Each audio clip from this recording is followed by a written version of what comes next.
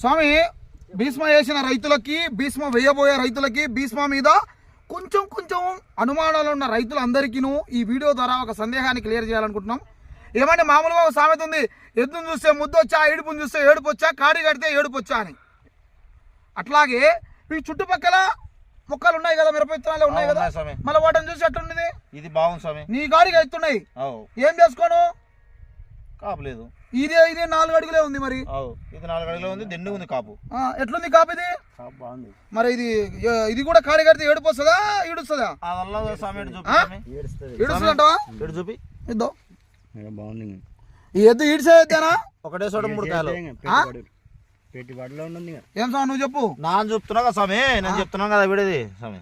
ఇంకా ఒకటే చోట 3 కాయలు, ఏ సైడ్కి రావు, 3 పంగలు రావు.